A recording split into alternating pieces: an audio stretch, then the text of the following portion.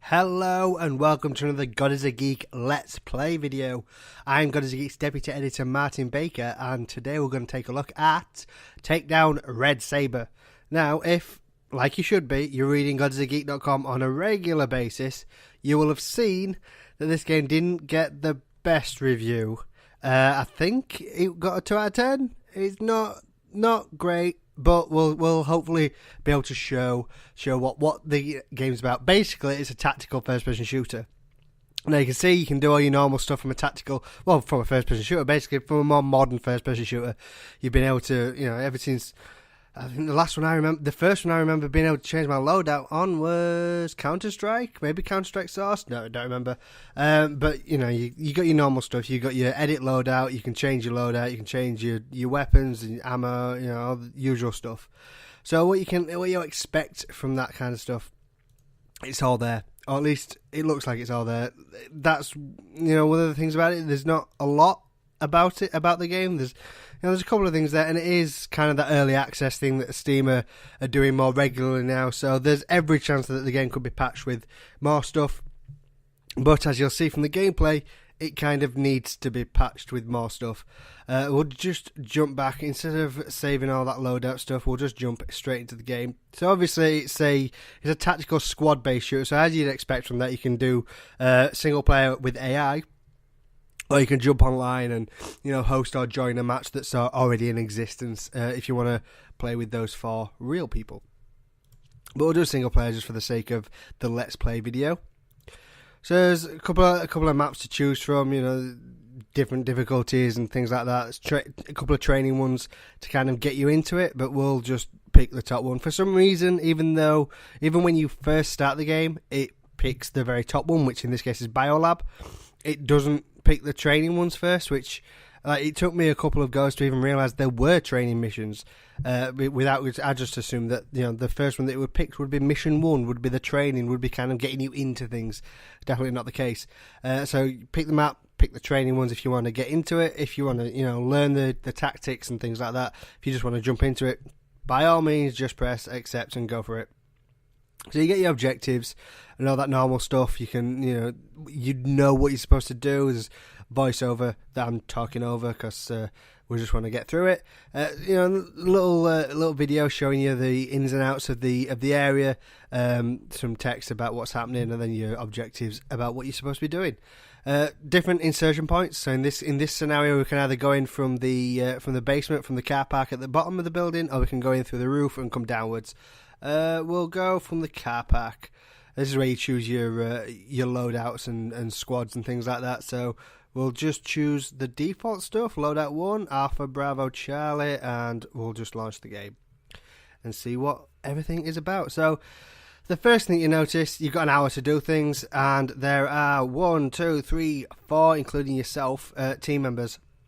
That's basically how many lives you've got. One thing about the game, which is disappointing for me at least, is that even though, I don't know if can you see if you go close to them? Even though they've all got different weapons, in fact one of them's got a weapon with a decent scope on it instead of just this one, you can't swap between them. So, pressing number keys, which I thought was going to swap between the characters, doesn't actually do that. It just swaps between weapons, as does scrolling the mouse wheel, swaps between weapons as well. So that was one of the things that disappointed me just straight off the bat, that I can't swap between the different characters, because sometimes, you want to get them in a decent position, and sometimes because it's AI, especially if you're playing single player and it's AI controlled, they don't always get in the position that you might want them in. So it would have been nice to be able to control them individually without just getting yourself killed. But you can tell them to sit down and stop moving and then start moving again and things like that. So you can do the normal stuff that you would expect to be able to do from a tactical shooter, but you can't manually choose between the 4 characters. You just have to kind of wait for them to die or get them killed if you want to move between them. So the whole point, like I say, it's a tactical shooter, so the whole point is to move stealthily and tactically around the different areas and looking through the doors and all around the corners. One thing about the game, about the fact that you're supposed to look around corners and be all tactical and stealthy about it, is that you can press the Q on the keyboard anyway. You can press the Q and E buttons and the lean, but that doesn't really give you much of a view more than what you could see before. Well, you can see it a little bit, but you know, it's not great. You'd expect to be able to, you know, snap to cover or something like that, something that give you a little bit more of a look around the corner. But in this case, you're just not. And you can see that one of my guys is down. There's a guy coming. One of my guys is down, which means that I just got put into the body of the next one in the collection of people in my squad. So now I've got 3 left. Like I said, that's what I said earlier about it just being basically how many lives you've got. So I'll see if there's anybody else around this corner. There's a guy there. Damn it!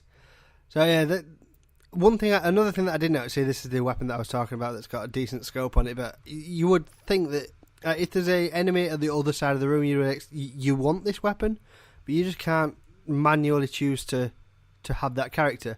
So it's not very helpful. One thing that I did notice is you can see that like they pretty much single shotted me with both those characters, both the first 2. The last one is a little bit, you know, it takes a little bit more damage before he dies, but it's still not. It's still, you will still die more than you'll kill. It's that whole thing of trying to be tactical about it, but when the controls are just not good, it's not easy to be tactical. There's a guy there. Just pop him before he goes through the door. There we go. So the whole point, like I say, is to be tactical. But when you're getting single shotted before you've even walked round a corner, it feels like before you've even walked round a corner, it feels a little bit unfair. It doesn't even feel like you're just not good at it. It's some tactical shooters, you kind of learn how to do things. The mechanics of the game is kind of explored and taught to you as you're going through it. But that really doesn't seem to be the case with this game. You're just kind of thrown against it, and if you don't figure out how to do it, then you get one-shotted essentially. Can we open this door? No, for some reason, even though video game logic would tell us that go where the smear of blood is, every single game works like that. For some reason, no, this game doesn't work like that. Everything that you think you know about video game logic, you might as well forget it. So, that's that guy that I shot earlier. Panicked a little bit there. Let's see. See, one thing about this weapon, I mean, I can swap to the pistol, but this weapon was useful while I was up there, picking them off. But as you can see, it's not useful there. Like if I wanted to scope in, I would have been massively too close. And you know, the whole reason that I died that time was because I had the wrong weapon and couldn't swap to a different one. I could have gone around and picked up the different weapon, but I would have been, you know, that weapon's useful, so I might have wanted to keep that. So I restart that because that just wasn't very good at all. And we'll see if we can do better this time. One good thing about it is that the enemies are in totally different places at all times. So even if that could be a good and a bad thing. A lot of tactical based shooters kind of rely on you learning where the enemies are, so that you can see there's never been a guy there before. In all the times I've played it, there's never been a guy there. So you just kind of have to, even though you might have played the same level multiple times, you've still got to be tactical about every single move that you make, even when the game doesn't really allow for that kind of tactics. It does, you know, it gets you on the edge of your seat a little bit, but you know, just being able to snap to maybe this bit of cover, or in games, I mean, I've played games in the past. SWAT 3 was a game that I pretty much grew up playing. That's another tactical shooter that I pretty much grew up playing. Allowed you to have like mirrors that you could put under the doors and things like that. This game doesn't have any of that. You know, you can choose if you chose the loadout properly, you could have had, you know, stuff like flashbangs and things like that. But there's no equipment that you can use in order to help you. It's just kind of weapons that you can use to maybe help you. Looks like I've cleared this room. I thought there was more people in there, but like I said, they always tend to be in random places. So I thought that valve thing was somebody. I'm scared. I'm a little bit scared. Oh, there we go. So see if there's anybody in this. I think. See, there's no map either. Like it tells you that you've got to, get rid of the server. But even Even no tactician would go into a build. There's two even there. Go into a building not knowing the layout of it. You're never shown a layout, and you can't see the map, so you're just kind of guessing where all the objectives are. Those, speaking about things that change, like the enemy locations change quite regularly, so you can't get used to where they are. The location of the objectives don't change, which I suppose is a good thing, because you haven't got a map, so you can't learn where they are. But it would be nice to just know where things are, to have a map on hand. And again, with swapping between characters, it's not just because they've got different weapons and weapons that you could actually use. It's at the moment you can see in the bottom left hand corner my objective Sabre. In the bottom left hand corner, the little character is red, which basically means I've taken damage and I'm on my last legs. But the two characters behind me, the other two members of my squad that are still standing, probably haven't taken any hits because they're behind me, using me as a meat shield. So it would be nice at this point to be able to maybe switch to those and put them in front of everything, but the player will always take point. They'll never. I could stand here and they would never go in front of me. So it's kind of at this point I'm just waiting to get killed so that I can go to somebody with not quite as little health as I've got, which is kind of making me walk around there. Things quite scared. Not scared. Cautious is the word. Cautious. The timer is. Oh, I thought that was one of them then. Oh my god! I wish they wouldn't do that. The timer in the top, it gives you an hour to kind of do this. Why is he standing in the way? Move! Oh my god. Right, okay, I guess we're not going in there. Jesus. What was I saying? Oh yeah, the timer. You're not going to spend an hour in this place. I don't even know why it's even there. There's no point in it being there. You're not going to spend an hour here.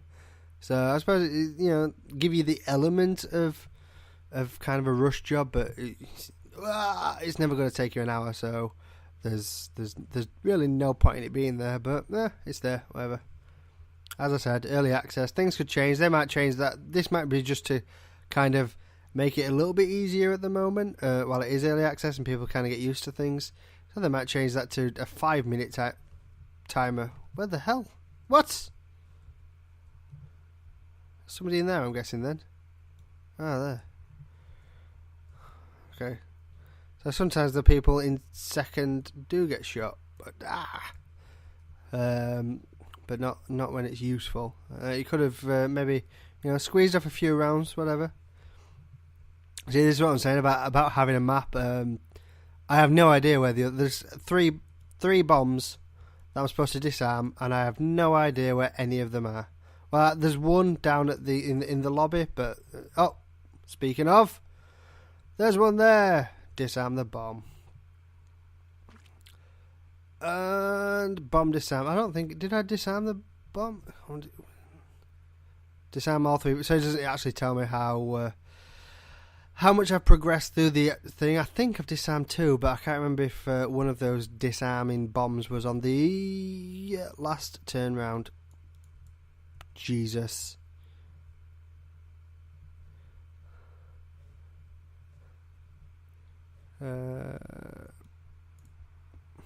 See, even the enemy AI kind of goes, it fluctuates between being amazing and one-shotting you in the face from halfway across the room to opening doors with their backs so that you just walk through them and shoot them. And it's strange. I don't get the how it can possibly fluctuate so wildly. What? And straight dead. So yeah, you can see how it's tactical, but it doesn't really help itself. There's crucial elements of a typical tactic game that just aren't there. And you can't learn the patrols because they change. You can't, there are good things about it. And again, with it being early access, Things might change. It might get better. You never know. But it's one of those games. Take it with a pinch of salt. If you like this kind of game, it might be up your alley, but it definitely doesn't feel like a finished game. But again, it's early access, so maybe that's the point. Maybe it's not a finished game, but that could be a good thing. You could voice your opinion, say what needs changing, what you would add, what you would take out, what you would change, and maybe the developers will listen to you. But that's Takedown Red Sabre.